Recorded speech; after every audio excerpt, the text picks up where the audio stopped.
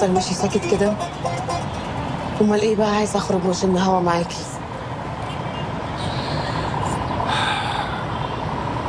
مش الخساره هي اللي مضايقاني، مع اني بقالي سنين كتير قوي ما خسرتش ماتش. وايه المشكله يا علي؟ لازم تخسر مره عشان ترجع تكسب. الحياه مكسب وخساره. عندك حق. قول لي بقى، ايه اللي مضايقك تاني غير الخساره؟ الراجل اللي جالك وشديت معاه؟ 100,000 حاجه مضايقاني. انا خسرت الكبيره النهارده، ما كانتش الماتش. انا خسرت الكبيره كانت في اهلي وناسي. ابويا واخواتي اللي كنت فاكرهم ظهري وسندي اتجمعوا عليا وشايلوني غلط الدنيا كله، مع ان انا كان كل هم اكبرهم واحميهم. مش يمكن يكون عندهم حق؟ جايز، وجايز كمان اكون انا يعني سيد عن حاجه، بس جل من لقاسه. اللي حسيته منهم النهارده عمري ما حسيته في حياتي. زي ما يكونوا كانوا مستنيين لي غلطه، زي ما بيقولوا يعني العجل لما بيقع تكتر سكاكينه. واكتر حاجه وجعتني ان ابويا كسرني قدام الغريب. عارفه ده معناه ايه؟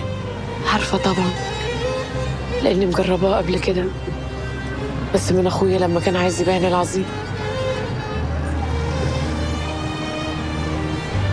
احنا لازم نروح المستشفى نطمن على الجرح ده.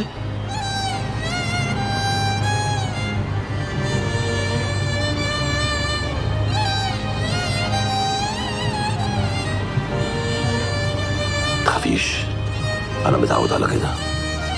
عارفه، انا بقالي 7 سنين متجوز، عمرها ما طبطبت على جرحي ولا حتى وستني بكلمه زي ما بتعمل انت دلوقتي. ممكن اسالك سؤال بس تجاوبني بصراحه؟ هو انت ما بتحبش مراتك؟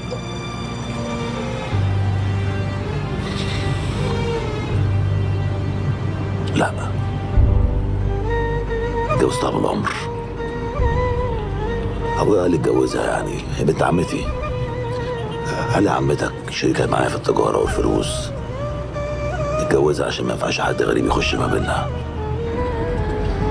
في حد يقبل يعمل كده؟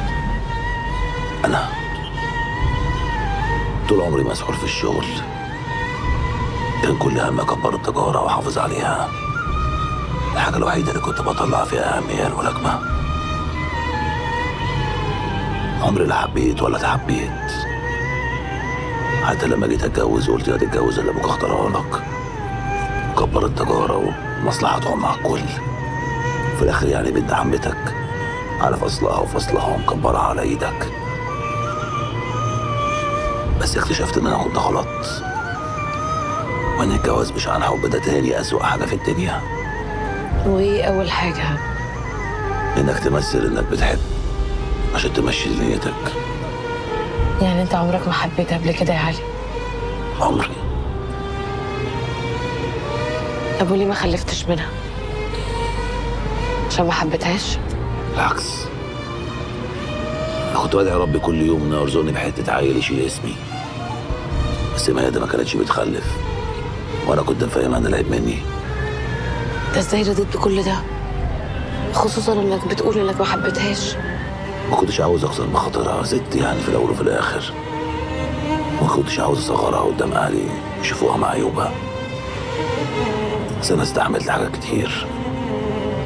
استحملت لسانها اللي عمره ما قال كلام حلو، استحملت اسلوبها، استحملت معايرتها ليا لما كانت فاكره ان انا اللي ما بخلفش قبل ما تعرف الحقيقه.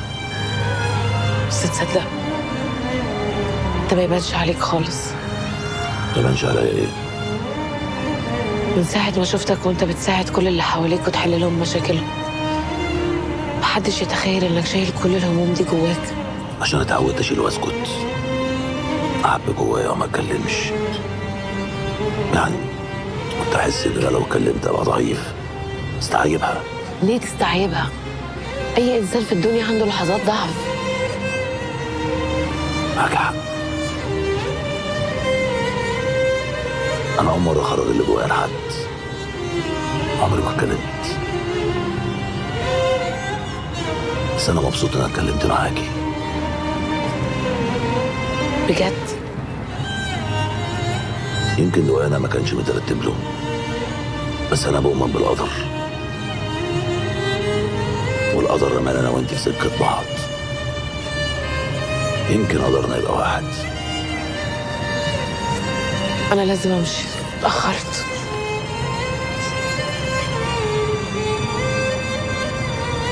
انت بتهربي؟ مش بهرب، بس حاسه اني بعمل حاجه غلط. ليه؟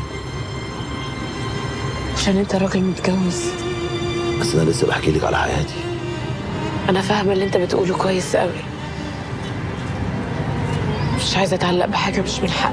بس انا بني ادم وعندي احاسيس، حق احب واتحب. حقي مره واحده بس اختار.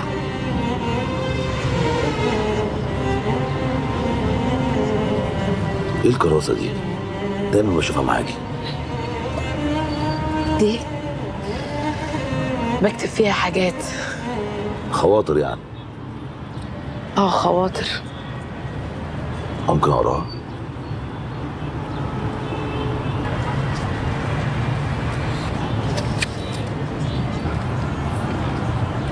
عيونه غامقة كأنها شايلة أسرار البحر في عز الليل، شبه أبطال الأساطير القديمة. اسمه علي كلاي. خلاص بقى يا علي.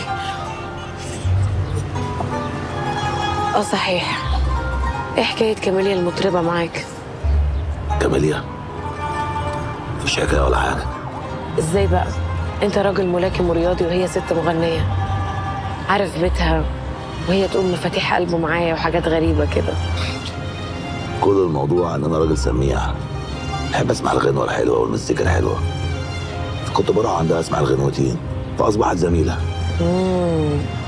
زميلة؟ ورب الناس ما اكتر من كده. سميع انت بقى.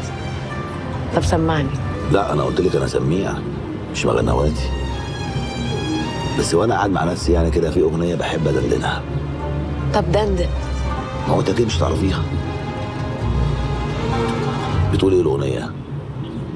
وفين قلبي اللي خدته معاك، وفين الضحكة واشواجي، مشيت وقفلت بابي وراك، سنين ولا همك فراجي، قول لي قلبي لو بعدك، كفاية مرة ده في بعدك، وزي ما بعتني بعتك ومش عاوز اعرف الباقي. فين قلبي اللي خدته معاك، فين الضحكة واشواقي، فين قلبي اللي خدته معاك، فين الضحكة واشواقي، مشيت وقفلت بابي وراك، سنين ولا همك فراقي، قول يا قلبي لو بعدك، كفاية مرة زاد بعدك، وزي ما بعتني بعتك مش عايز اعرف الباقي. فين قلبي اللي خدته معاك، فين الضحكة واشواقي، مشيت وقفلت بابي وراك.